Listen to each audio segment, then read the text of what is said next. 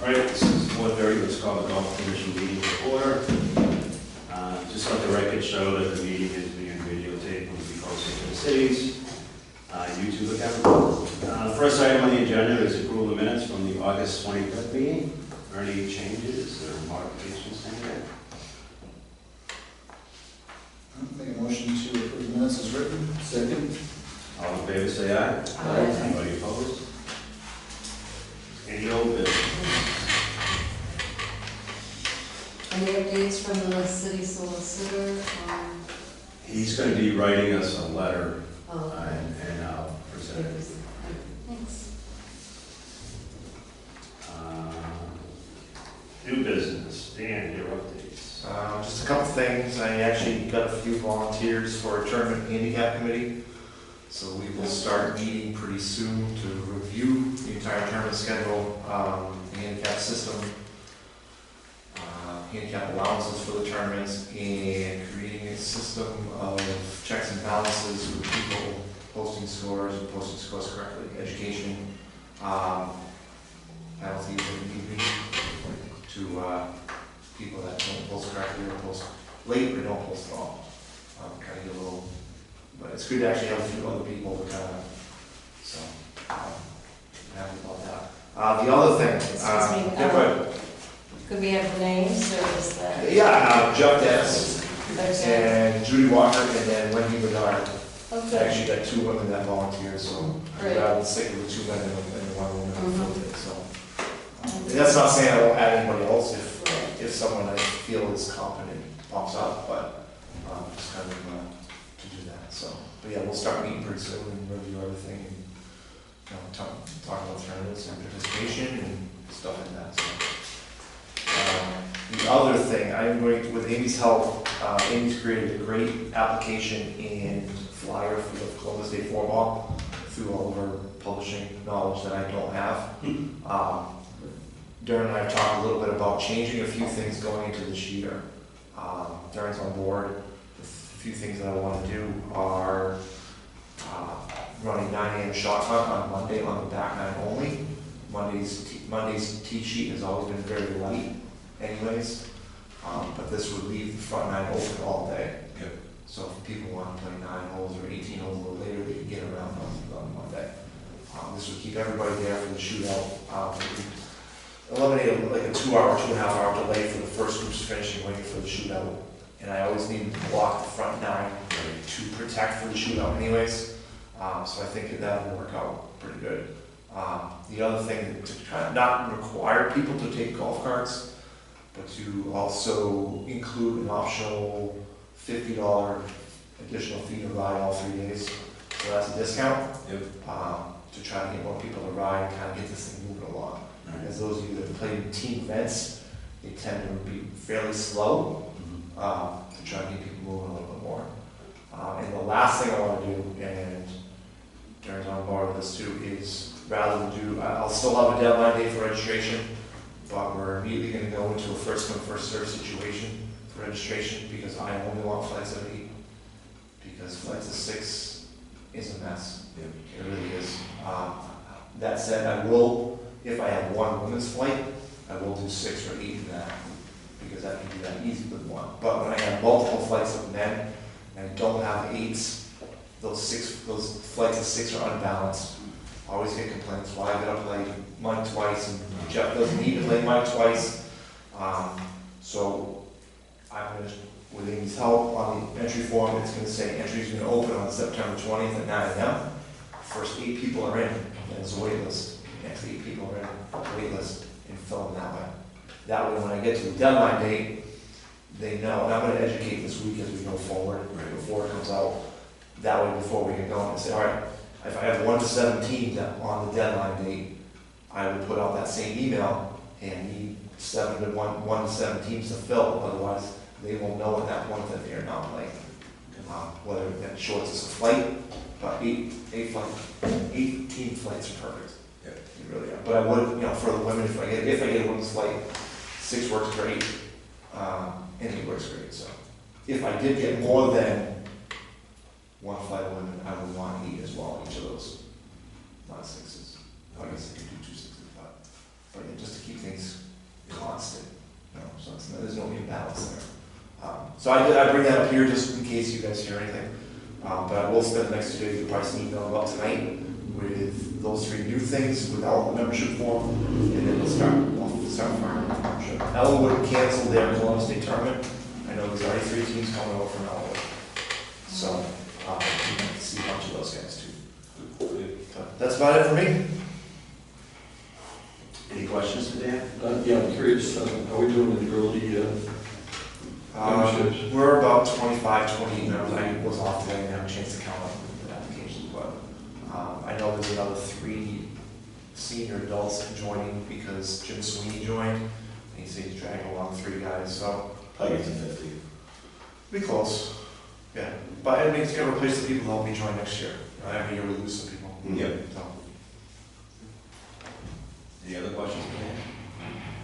Bill, your update? We were able to demo a piece of equipment for fairway aeration. I don't know if you saw us out there, but solid time aeration. We don't pull the plugs, we just make holes. Obviously our fairways need it right now. So we went out and did like 75% of the bad spots on fairways, overseeded as well. We just need that stuff to come down here. We have not fertilized our fairways since the end of June because it doesn't rain and we don't have irrigation. So as soon as that happens, one of those 2 things happen, we can go up and fertilize that seed that we put down, and hopefully before the winter we can see some growth. So that's the fairway update. I'm waiting on one more quote from distributors on equipment for that lease to own package we talked about. Okay. It's not hot to trot, we just want to get the numbers so we can talk about it. It's not like we need the metal now, but we can demo a lot of that stuff now, and then have it rolling in the spring and hopefully go out with it fresh if we choose so. Continuing to update some staff people, more part-timers, train them up now, have them ready for next year. But other than that, not a whole lot has changed since last meeting. Any questions? I never do. You too? I do have a question. Okay. It's actually a good time. No, I like to be here and ask you questions. The drone, is that up and running? It is not up and running, Okay. but we have to do some hard stuff on the phone. We looked at it this morning. I've got a drone guy coming Wednesday who's going to make it really simple for me to understand. Okay. Because there's a lot of options involved, and there's flight regulations and stuff. Yeah. Okay. Schools and colleges and traffic patterns and this. So stuff that I thought I was just going to fire away. I'm like, okay, we'll pump the brakes. Yeah, I've been looking for it. I'm Yeah. wondering at what time of the day would this So be doing? we're going to try to run our staff in the morning when they first come down. And it's the equivalent of like a sheepdog. You're just corralling them back to the big body of water down there. And then if it works and it gets dialed in, then we can implement some staff in the afternoons, whoever's around or available. Quick job, jump in a cart, drone them away, your shift is over. So we'll say, so no drone yet. Sounds good. Yeah, we're trying not to get in trouble for change. All right, thanks. That's it. That's it. Any other questions? All right, so the next item on the agenda is the proposed building plan. I don't know, you want to speak to this, Judy? Do you want to start tonight? Sure.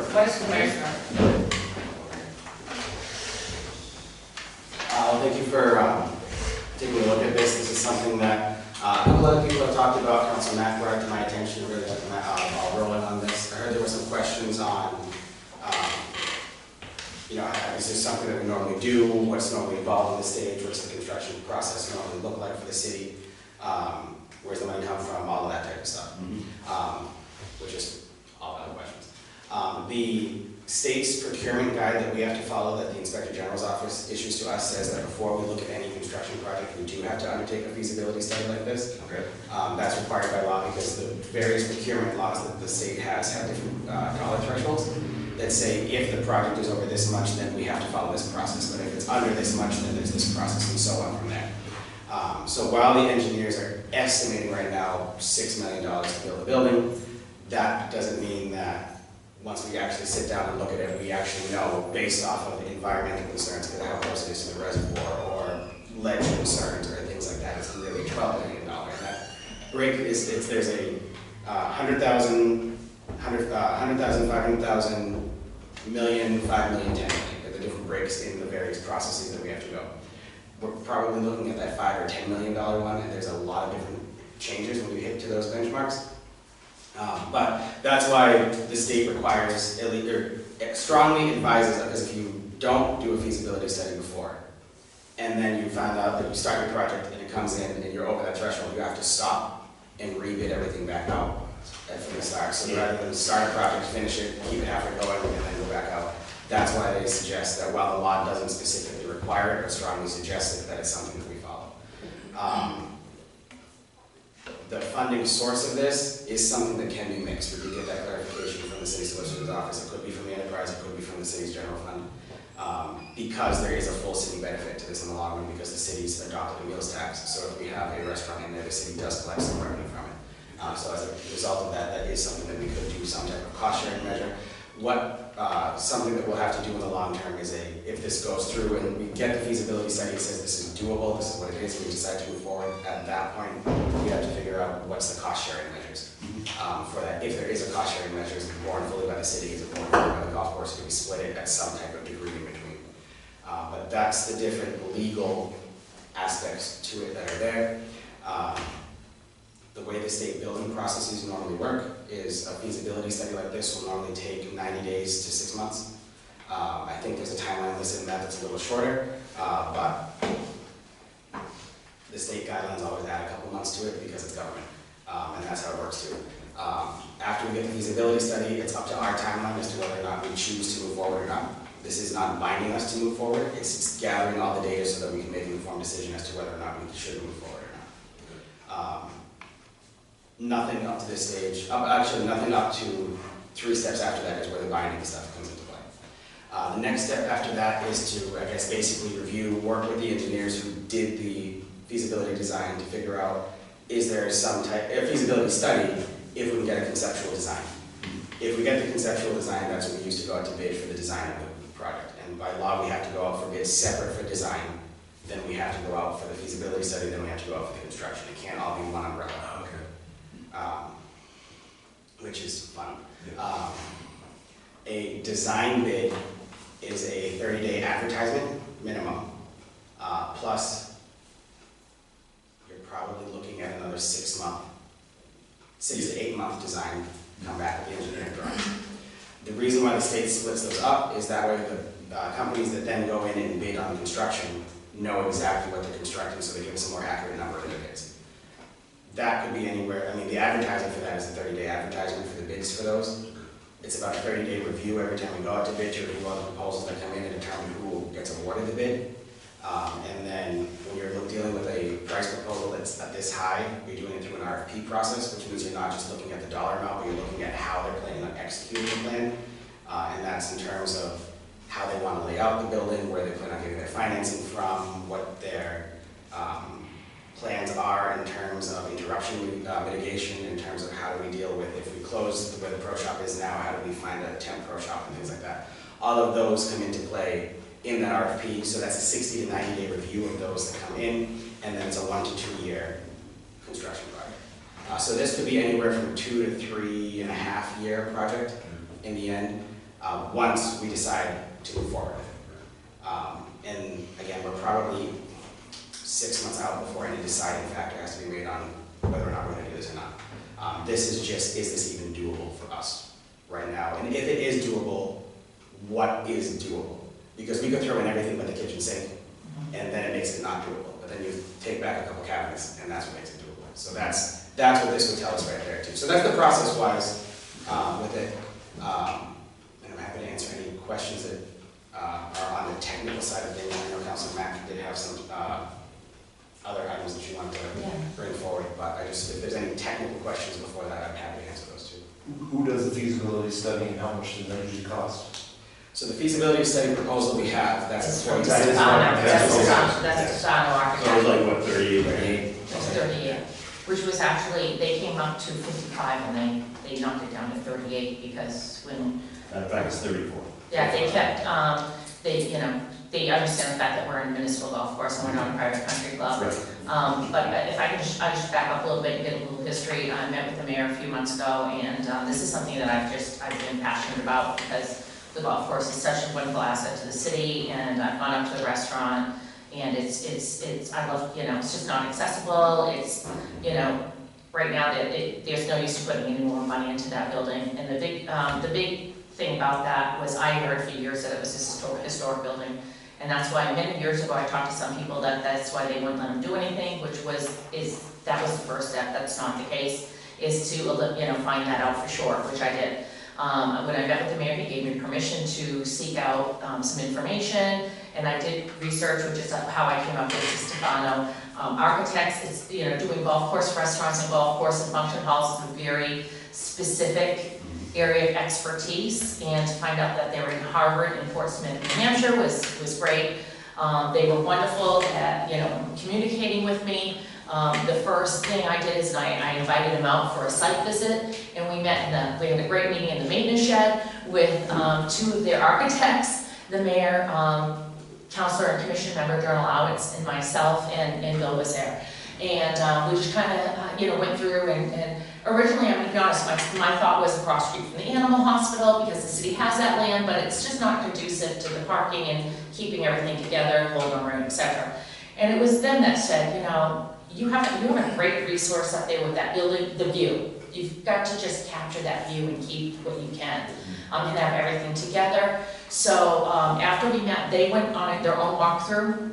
And Councilor Jornalos was up there booking a tea time, so he met them up there. He went upstairs, they went upstairs to the deck and everything. They understood the inside of the building with the chimney, how it's just, there's just nothing that, you know, you could do.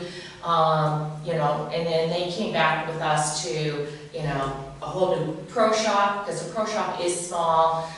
Designing a building that would, for the future, allow storage of golf carts, because eventually you're going to be looking at electric, so it could include charging, and just taking advantage of that whole upper parking lot area and how they could envision different drawings and options. So from there, they created this plan and sent it out, and then at that point, Dan joined us, and we met with them in here. We did a brief virtual meeting with them just for any questions that we had. I approved it before. They had the wrong square footage of the restaurant, which was a big, like they had 10,000 square feet over of our current restaurant. So we did some changes. We had a nice meeting, and then the next step was, of course, they understood that we had to bring it to the commission. What the proposal would have is it would have at least 4 options of design. I had gone out to Harvard Crossing on my own and did a tour there and how they redid that over. Having a function facility it increases the cost of such a project, but it's a huge draw. Especially if you want, you know, you want your tournaments, you want to keep your tournaments there. I mean, it's no secret, you've lost some tournaments, you know, it's really hard with the mandated money they have to spend. You know, even the fact that the Gardner police went outside of Gardner. I mean, these are all concerning things because, again, the golf course has more members than it ever did. It's doing very well, and this is just not for the golfers. This is for the public. You know, this is a public facility. So, you know, with that being said, that's when you received all the same packet. There has been no changes to that, and I gave you the information because I wanted to clarify about the historic part of it in case anybody asked. And since then, I've done more research, and you know, I think it was Dan who asked at our last meeting, you know, what other municipal golf courses in Massachusetts. This architect firm has not done another municipal golf course, and we would go out and visit. We talked about having a core team, people, but you know, there's George Wright in Dorchester, there's Braintree, Newton, Brookline, and I had a great conversation with there's Gannon Municipal Golf Course in Lynn, and I just happened to pick up the phone, call the restaurant today, and I got the restaurant manager answered. And she was fabulous, and she invited people down. She's been running it for 13 years. She just signed another 5-year extension. She said, you do need a function room to survive, and that's a hard part, because I would love to see a proposal with just a restaurant and a new pro shop, because once you get beyond 99 in a restaurant, then you're looking at sprinkler systems, and that's what really increases your whole cost. Same thing with accessibility. You gotta be very careful about, elevators and whatnot. You have to look at where you need to cut corners to financially, but still have the things you need. So the restaurant vendor's name is Kim Diamond, and she explained to me she runs the restaurant and function hall. They bid out separately the bar, and then they have a board that oversees the golf course. And it's all, the city built the restaurant, but it's quite old, she said. And then each of the individual vendors, pay the city for their year. They just paid, and she said, don't quote her, but it was about $483,000 that the city of Lynn got between the restaurant, the bar, and the running the golf course for their lease. So there are a lot of different formats out there, how different cities and towns do it. We have a golf commission. I think personally that, the city should have a major role in the building of it, but if the golf commission wants say, I think you have to have, some ownership, and that's something that's years down the road, or a couple of years. They estimated an 18 to 24 month building process, with the pro shop running out of a trailer or a temporary for at least one full season. When we met with them, and so they know that we're waiting on permission to move forward, and also, part of the team, the planning team would include, besides Bill, Dan, the mayor, myself, Councilor Dermalowitz, the city auditor, the city purchasing director, and your chair. Okay, so that everybody's well represented. The golf course is under my subcommittee as the welfare committee of the city council. And a golfer who has business background was suggested as Mark Manka to be part of that as well, to have an outside view and opinion. So that's really where we're at. I feel, I have nothing to gain in this, but I feel very strongly that the city course is a great asset, and at this point, we really, let's face it, we don't have much of a restaurant, and we're not going to be able to, facilitate it the way it is. And but working with other people like Hardwick and how they design things and how they did their restaurant and getting different ideas, I think it's very worth looking into. And unfortunately, it does cost to get a proposal, but it is a lot of work as well. And we will have an assigned architect team, which was, I believe, on page 15 of the packet you have. 13 to 15 is actually the whole substance of what they're going to be doing for us. And as I said in my original cover list I gave to you, their outside costs for an overall project is about 2% of what the overall cost is. And they do offer a lot of other services, such as what we're going to need: landscape design, interior design, things to that nature. So it's not just a proposal from this company, but they actually, they can help us from step A to step Z, whatever we need through this process, and to tailor everything as to what's affordable for the city. So thank you.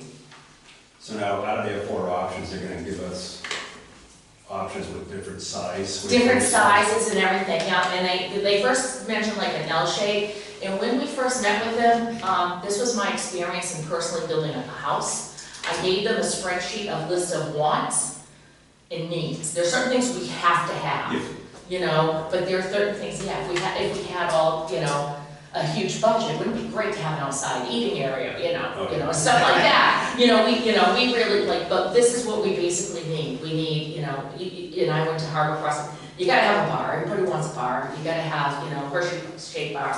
The one thing Hardwick found is when they did this, you need the bar close to the kitchen. They did it too far away. Just certain things to make it. You need a secure delivery area. That people could fob in, and it's separate from the rest of the restaurant, and people delivering off hours.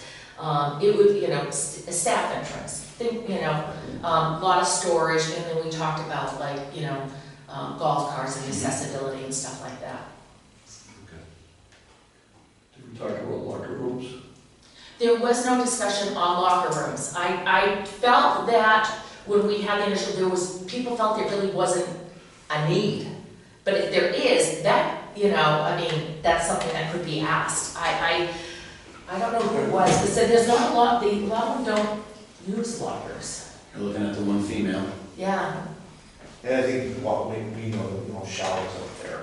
It's Right. more of a cold storage, really, Yeah. is what it is. yeah, so, but, Did Stefano do Harbor Crossing? no.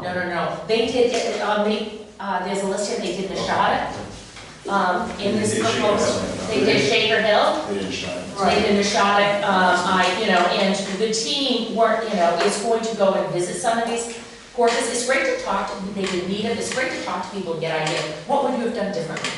You know, what do you really like about it? Because we also have to bring this down to the scale that we want, which is not as large as you would at some of these country clubs. They did Concord, they did say we should go up to Merrimack. They did Merrimack in New Hampshire. They said that would really give us a great idea, but the back of the packet is a list of all different types of references. I mean, they've done elaborate things for some of these places. You know, they've designed, you know, their members area to go out to an outside pool area. I mean, you know, I personally would love to see an outside kitchen.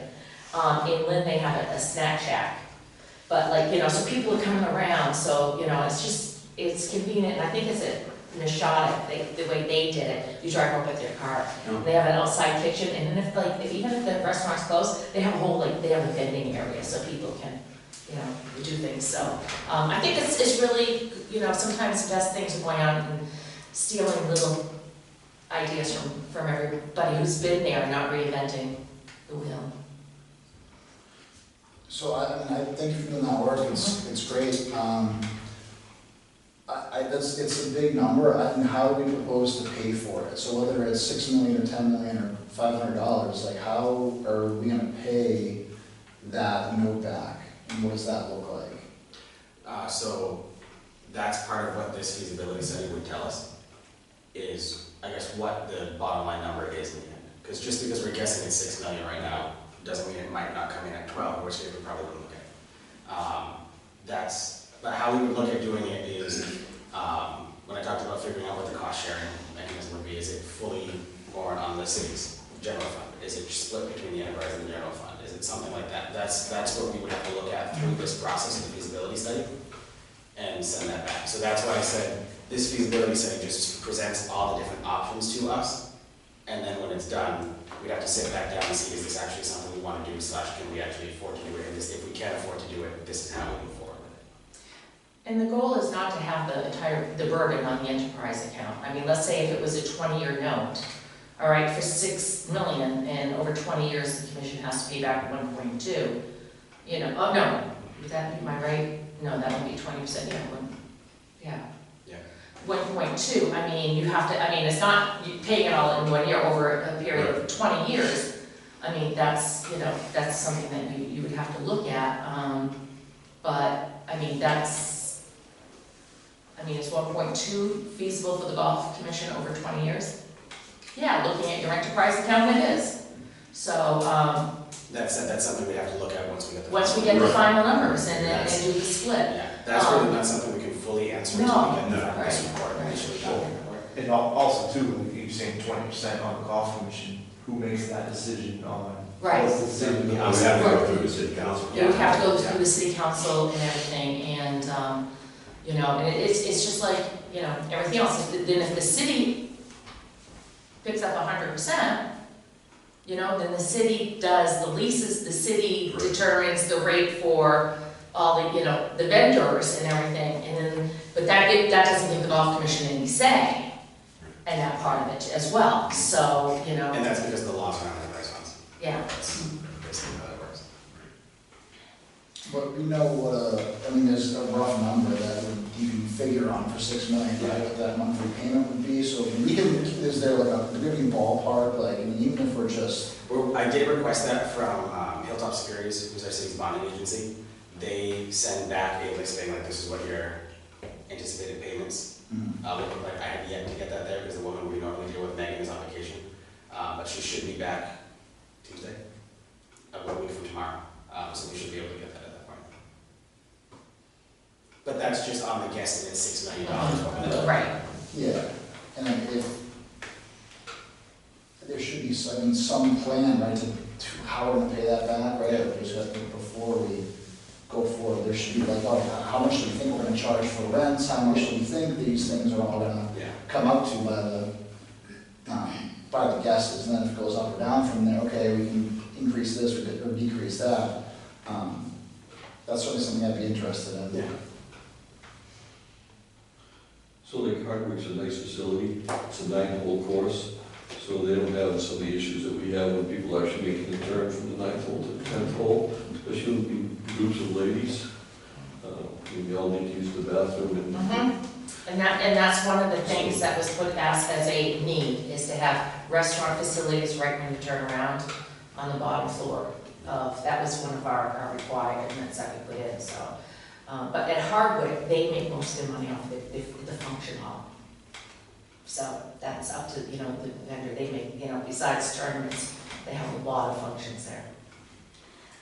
Do you know who did the Hardwick building? I mean, I know this company is really high-end here. Well, Hardwick was already built, they just renovated it. It's not a brand new building, it was old, it was the old Dunroman Right. golf course. Right. And so the gentleman who he's going into older golf course, because it was gonna become a solar field.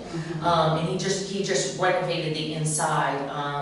I'm not sure who if the architect who was, but I mean, it was more of an interior design. It's different than building from scratch. Right. And I mean, they went out, she said to save money, they went to auctions to get new restaurant equipment. They were, and so they had to work with the building they really had, but they just interior designed like their function hall and stuff. They put in a lot of booths, a lot of high tops. And they have, which you don't need, they have a huge outside porch. Right. That can probably, it can sit a lot, and stuff, so it's actually, it's quite large, but no, I don't know who did their interior design. Okay, and was this the only company that would do a piece of That's- on the? You could probably find other companies, I went with this company because they're the only ones I could find that have golf course experience.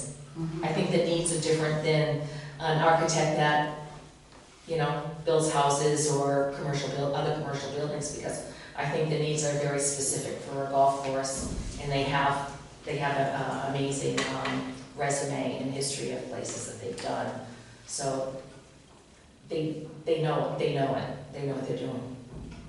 And I'm not trying to speak for Ann, I don't know if she's talking, aiming at that $34,000 number are there other options out there that cost half that to get the same amount, same information? We're required to get 3 quotes for anything between $10,000 and $50,000. So this would be, sorry, to interrupt, one of the 3? It's one of the 3, yeah, this is the lowest of the 3. That was the lowest? Yeah. Mainly because of the discount they gave us from the initial 50. I noticed that they have a retainer fee of $5,000. So is that included? That's included. So it's not 38.6, it's 33. Well, it's part of the 38, isn't that correct, Mary? Yeah, it's part of it, but that's what the city would have to, if approved, that's what they would pay versus the $5,000 fee, the retainer fee. And are they helping with what the staffing needs are gonna be, or and who's in charge of that, and who is gonna? Staffing, yeah. So if you're gonna run an operation with a full restaurant and facilities, there's gonna be some staff required there, right? And who's responsible for that stuff, and what does that structure look like, and do they help with that, or what does that look like? So we built the thing, it's good, now we gotta run it, what does that look like? It's gonna give a lease. It's gonna be on a lease, it would be up to the restaurant vendor Yeah. for staffing as you would any other. Because the city can't. We Yeah. can't. The city's not overwhelm it. leasing. The city wouldn't run the restaurant, Yeah. it'd be something that's leased out every And year. Lynn, one of the members of the board, his liquor license is under his name, it's not on the, I did ask that was who had the liquor license. Right. But the woman who I spoke to, I mean, she runs the restaurant, it's her staff and her, yeah. But the city owns all the equipment in the restaurant, the tables and everything is part of their lease to maintain everything as, it was found. And that way, I mean, my history, years ago, I'm gonna take myself, I waitressed at the golf course in 93, 94. And then other vendors came in and you had an issue with people just, taking equipment and, all this. And I also did ask at Hardwood Crossing about, and she said that, it's different with a municipality. You could also make sure, a member of your board can go in and inspect it every 3 months and make sure everything's being running, never mind your board of health, so that everything's being maintained. So nothing in this that what they propose has any structure of what you'll need, what the costs will be ongoing for? Well, this is for the building. This is Right. to propose a building. This is not to run the facility, it's to the building. It will be You're saying maintenance on the building? Really the whole operation, like, so we're at hopefully whoever we choose to bid on it is right now, right? Hopefully they do a good job and can run it, right? Like, there's nothing there that, it's not like a city position at all, it's like an event coordinator or anything, it's just all open to, hopefully somebody bids on it and wants to pay whatever we're gonna charge for rent, and they can then figure out how to staff it and do all of that. Their operation. Yeah. I think I brought this up in the meeting that we had, is my concerns. I know we've lost these tournaments. On page 14, this That- is all they offer. I didn't, Okay, I didn't all right, see that yeah. in there, and that was Yeah, kind of yeah, no, what I it's- was. Right. I Well, the don't- issue is about having somebody who has restaurant experience on the team is that it would eliminate that person from any interaction or proposal to the restaurant, which is something that we already discussed. So, because it's, you want. Yes, so like, Mike brought this up in the meeting that we had, is that, we've lost these events, this is a change in direction, obviously, and there's nothing promised coming back. What are our prices need to look like going forward to pay this note, may keep these people away. If we need to then charge $150 a head, $125 a head for a charity golf tournament, this is Gardner. Unfortunately, I don't know if we'd be able to back. It's just my concern, because we've gone since COVID. As you guys know, the enterprise performance is healthy right now. It's tough. Yeah, I mean, it's a big business, that's a big undertaking for anybody, right? And it's only a specific few people who can probably manage it, and we have to hope that they want to, and hope that they have the ability. That would be their incentive, they would have to go out and market this thing, try to bring, they can go and get tournaments too, bring them in here. It's not, they're looking to basically, have the tournament stay there and, serve them the food. Well, that would be like, that's what most of these places do, that the tournaments do have to have their meals there, which now, you have nothing to offer them really at this point. But you also have to realize that, I'm not a golfer, but those of you that play in tournaments, I see what people pay for tournaments. And you can't get paying many golf tournaments less than $125 a person these days, and some of them are a lot higher than that. I mean, I see what Haywood's charging for their upcoming tournament. And those are all fundraisers. And that's with a huge amount of sponsorship too, that they get to offset some of their costs. But I guess I'll go back to, my whole thing is, unfortunately, you have to pay money to find something out, but if not, you have nothing. You're going to get to a point where you have nothing to offer people, and that's going to continue to affect your membership too. And those tournaments we lost are because we were trying to charge people more money, right? We'll charge them an extra $20. The police tournament, the Holy Family, those tournaments left for $15 a person for the food. Right. I love the idea, I think it would be great, I think it would be an asset, I think it's awesome, I just think there has to be there's a lot of logistics that go into this, and city-run things can be difficult. There's a whole extra layer of things, and it's, again, that's a big business. This is not somebody coming in and grilling hot dogs and hamburgers. You're talking about somebody who can come in and do full restaurant things, and it has to be good, and we're screwed, for lack of a better term, if they don't do a good job, and if nobody wants that space, you're left holding the bag, and those are my main concerns, is the logistics of it, who's gonna run it, how we can pay for it. Those are the biggest things. Yeah, and I think those are all valid concerns too, 100%. That's why when I was saying, I said, this isn't saying we're moving forward with this. This isn't saying that this is This is what's just a happening. piece of This is this. just Yeah. to see, is it Just working? because it comes back doesn't mean we'll go forward with it. Mhm. We'll take a look at it, and may have to even go on a smaller scale. Or we could just say no outright and just say, let's keep what we have. Right. But we won't know the difference until we Right. get there. But I think, going forward, though, at some point, we're gonna need something, because that building's not gonna last. I mean, we all know it, so. So does the feasibility study include a discussion in the end in terms of return of investment, tangible, intangible benefits? Is that included in the feasibility study?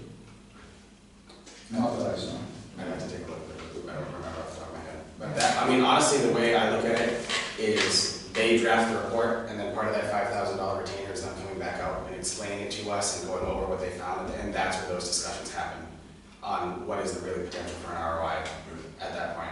Because if we need to know, if they give us 5 options, say, and we need to say on our end, it's really 6 options, because it's those 5s or nothing, and nothing is an option, to just stay with what we have. We need to be able to have the information to make that informed decision, and part of that is there an ROI, and what does that ROI look like? And that's how we come up with those conversations, is through those conversations, once the draft is written on, like, these are the 4 or 5 options that you have before you, and these are how you should evaluate those. So, Mike, I think it's a great concept. Yeah. I love the concept, but on page 14, I'm not gonna read it all to you. They will calculate project space requirements relating to headcounts for 3, 5, and 10-year forecast, document equipment usage, power, ventilation, storage, and other requirements, prepare a program summary report including statement of requirements, project schedule, block stack diagrams, develop a spreadsheet, summarize program requirements, quantifications for staff, specialized furniture, equipment, and critical use of the space. And then in the master planning, they do go over management, maintenance, and serviceability, and they do a lot. They're going to do advanced data collection, they said, in order to be able to prepare the report, because specifically to Gardner, sustainability designs, and long-range planning and vision. So that's all part of this. So that's your ROI, is your long range. ROI discussion, not to say that there isn't a return on investment, it's just that's the discussion about it.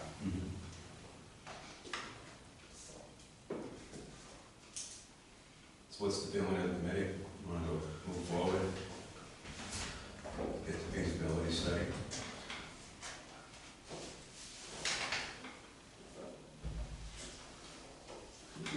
I think the feasibility study, it's going to be money well spent, because then we know where we stand. I would propose, and I don't know if Mr. Butler could be interested, but he's one member of this committee that's actually in private sector business, and in the process of actually developing a project somewhat similar to what we're doing, and has a lot of experience in that area. I would actually suggest that he be part of this, a major part of this project. The only concern would be then Jeff would not be able to, because it'd be an open meeting law violation. You could only have 2 members of the golf commission on the board. So that's something, or Durham, so you'd have to discuss that with them, because that was a question. So it'd be an open meeting law violation. Right, yeah. So you couldn't have more than 2 members of the golf commission on the planning team. But it's up to the commission to decide which 2. Yes, it's up to you to decide what you want to do. And I'm happy to just provide auxiliary support and whatever I can do to help it.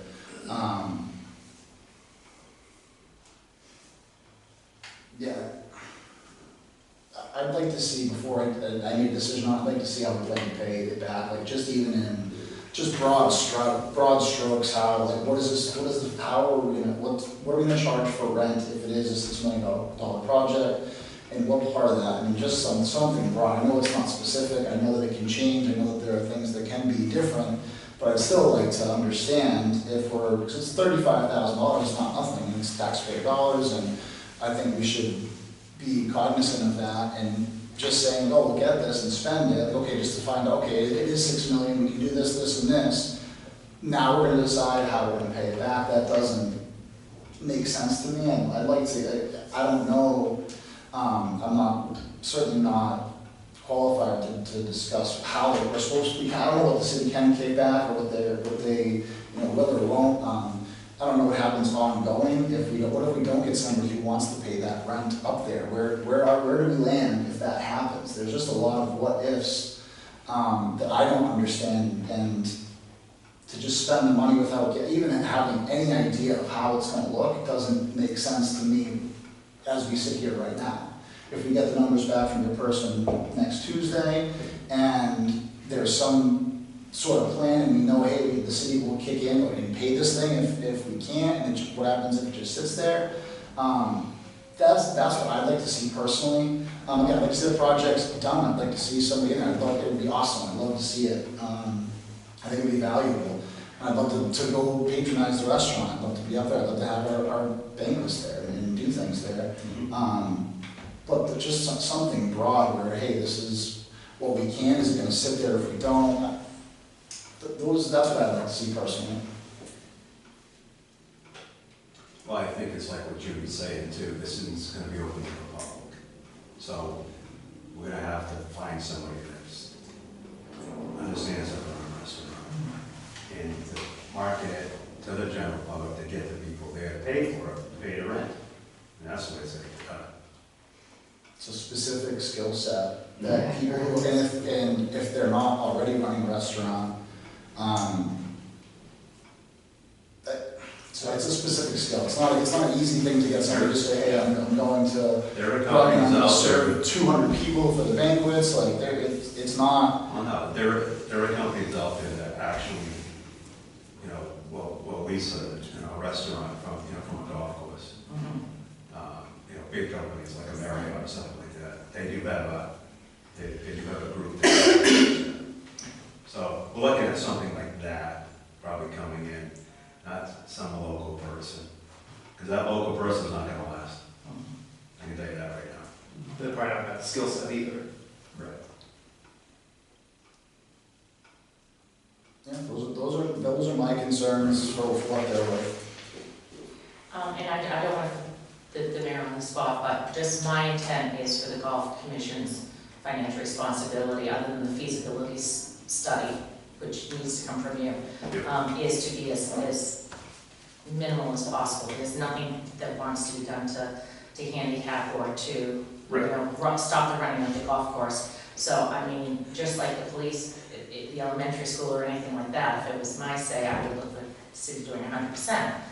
But you have to, you'd have to have the feasibility, but you should have some, especially if you want, if you really want to be involved and you want to, work with the person to set, tournament conditions and stuff like that. So, so I just want to, just assure you that there's no intent to bankrupt the enterprise account for this process.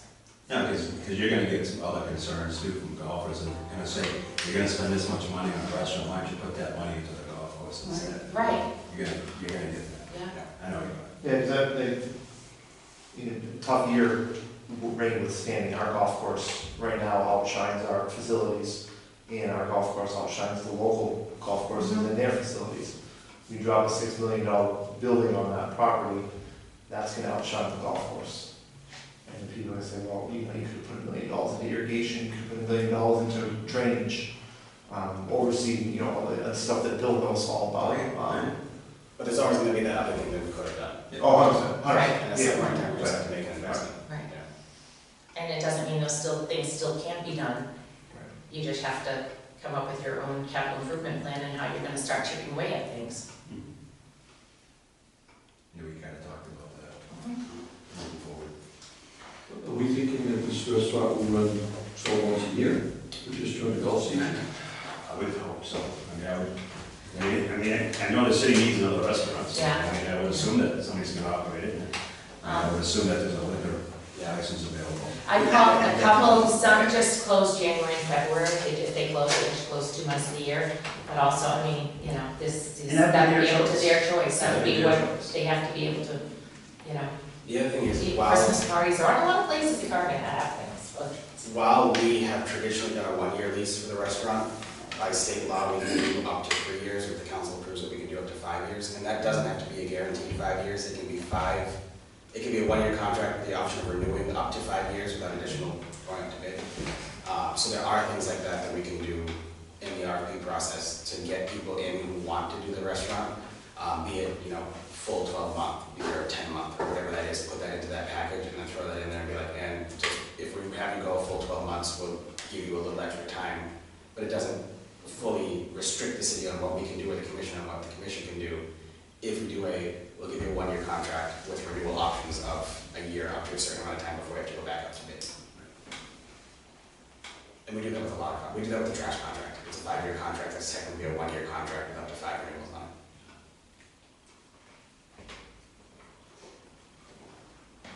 Any other questions?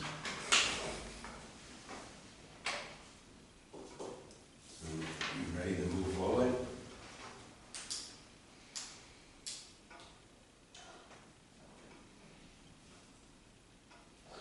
You looking for a proposal? Looking for a motion. If you're ready.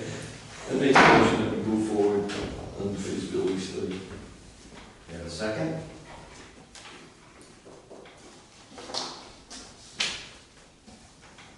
A second.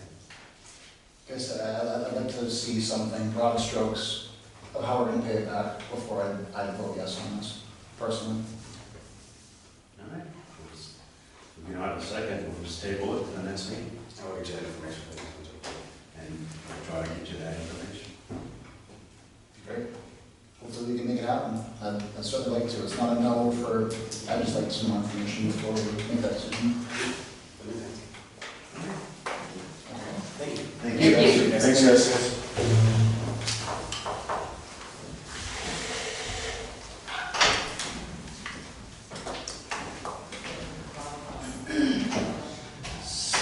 All right, so there's no correspondence. Commission member comments? Mike, you get anything?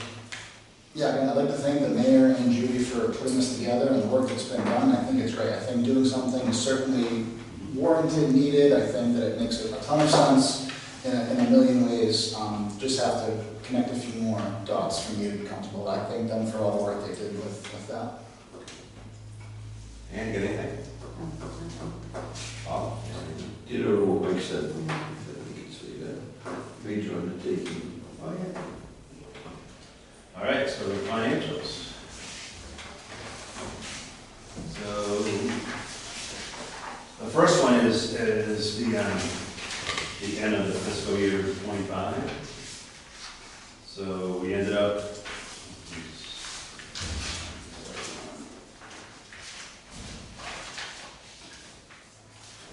so the revenues were $1,352,000.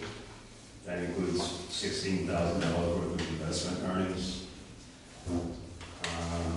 Expenses, which is also included the new truck, was at $921,000, plus the $240,000 for the indirect costs. So it gave us total expenses of $1,161,000, which is going to leave us a surplus of $191,000. That will probably get certified. Probably, I think we usually get that report back sometime in November. Gets certified by the Department of Revenue. The next set is the current year. Probably through, I think the revenue is probably a couple weeks off. I read the bottom, I think he ran it on the 12th, and I had everything in by then, so. Okay. Bummer. Doesn't include last week. Does not. No, because I forgot. 44. Yeah, it probably doesn't because if you look at memberships is only 2,200. Yeah. These saying they had 28. Another 40 grand in That's there. way, We were open every day. No that's issue. right. Yeah, yeah, the weather's been nice, too, the place is packed. So anyways, so revenue's at 304,000, probably got another 60, 70,000 probably for the last 2 weeks. Total expenses right now are at 234,000. So right now we have surplus of roughly around 70,000.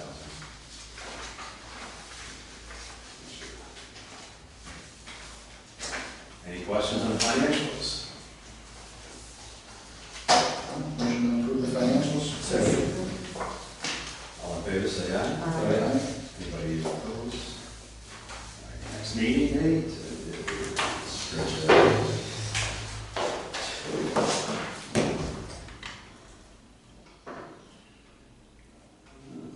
Let's see, about the 20th of October. Is that okay with everybody? Do we want to push to move this thing? I'm not trying to hold the project up if that's what we're talking about. I mean, if we can have the answers. If you think that's good, 13th, Columbus 13th Day. is Columbus Day. So unless we did it, I'll go with the 20th. I mean, it's only a couple of weeks. Not a big deal. Yeah, the big scheme of things, right, we're talking 2 to 3 years. We've waited 100 years so far.